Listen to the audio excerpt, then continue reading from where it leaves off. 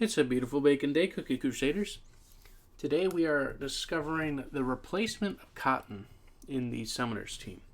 Now, as you can see, we also have Black Pearl Cookie here, who is also not a summoner, but definitely an effective cookie in many different team alterations. So, the traditional team that I've been running was this with Black Pearl, but now running this as a replacement. Let's show you why. So, we're going to go into battle first. We'll cover the toppings in a moment. Neither of the team are guaranteed wins on every single team. I always like to state with that first because there are going to be counters to every single team, and every single option and meta is going to have a way to be countered. So there's no perfect way to run a team that handles every single team. At least not yet. When that does come at some point because of power creep, it's going to be a pretty game-breaking setup, so hopefully we actually don't get to something like that. Now, as you can see here, we did go ahead and deal quite a lot of damage, and we did beat out the team. They did have Vampire, which was a secondary feather effect for them, so they were able to regenerate. Now, overall, the damage was pretty spread evenly. Our Crunchy does the best because of the way we have the setup, but because we have both Pumpkin and Pie and Black Pearl, the healing was pretty drastically reduced on the enemy's team, as you can see here. Normally, the BTS cookie can do anywhere from 2 to 3 million, depending on the setup. And as you can see, our cotton only doing about 741,000 healing. So, if we go into the stats here, we look at the toppings. Everyone's running the same thing I've ran on summoner teams of 4. But the main focus here is that cotton's got a decent amount of damage resistance and a very good cooldown, right? So, we move to this team. The only thing different is that we've got a really good cooldown here.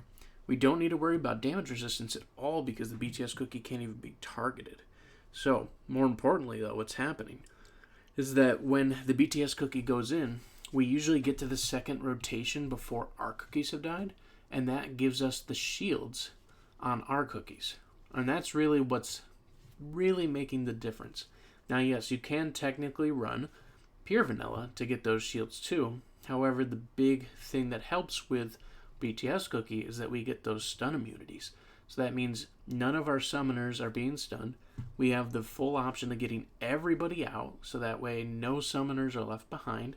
And then, yes, we are more susceptible to Espresso, but as you can see, even though Wildberry dealing 7 million damage, we actually had huge damage on our side, and Oyster lived long enough to do a lot of damage too.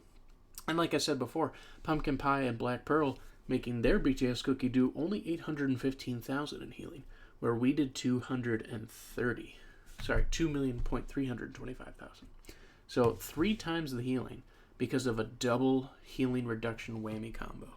And that's why I love this setup. You could technically replace Pumpkin Pie with like Snow Sugar, Caviar, a few other options, of course, to work with the pin cushion.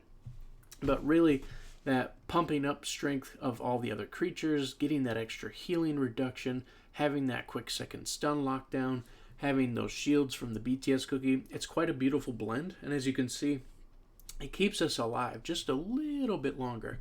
Not perfectly. We're fighting an Espresso right now, so this is prime opportunity to see how it's going to fare against an Espresso team. And being that they have Black Pearl, they're technically running double AoE damage. So that's going to make it a little bit more tough for our team. So we're really not likely to win this battle. And it doesn't necessarily surprise me. But let me show you the stats and why. Okay? So if we look here, Espresso and Black Pearl, huge damage. Even their Schwartz dealing huge damage. Their healing still reduced decently, but because we had Pumpkin Pie and Black Pearl fade out pretty quickly because of their good AoE damage, we didn't really get the chance to push through. So, as you can see, double AoE, triple AoE still counters summoners very well.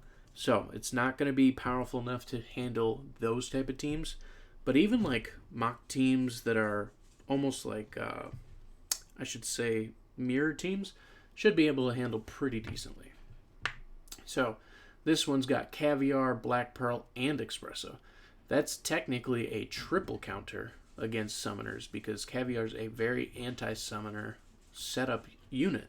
So the likeliness of us getting through this battle is almost 0. But it's good to show you what it does and why it does that.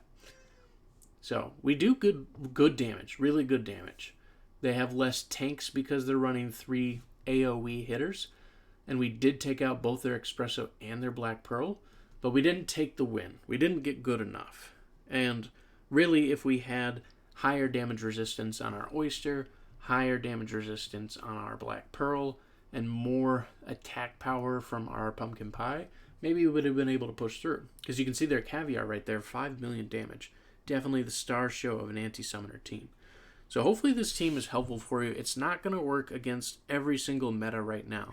There's going to be teams that can definitely handle against. As you can see, I'm in the top 15K at the Pure Vanilla Sir. So competition is very, very tough up here. But anything from Master 3 and down to Crystal League, this team can just wreck. It can absolutely wreck through. As long as you have the toppings to run, then you should be able to push through and deal quite a lot of damage. If you can get better stats than this, you'll be doing even better. Because technically, the way to break BTS Cookie even further is get attack speed on there as well. So you get faster auto heals. So if I could get that on this, the team, plus the damage resistance on Oyster, we'd be running very fluidly, very, very quickly, and very, very strong. So it's something definitely to push for in the near future. So yet again, hopefully this has been helpful for you guys. We hopefully have an update coming soon. Nothing has been necessarily confirmed just yet, unless they drop a late night announcement that I just missed or something. Who knows? But regardless, I'm hoping that we get a Halloween update of some sort. And thank you so much for stopping by. Have a good day.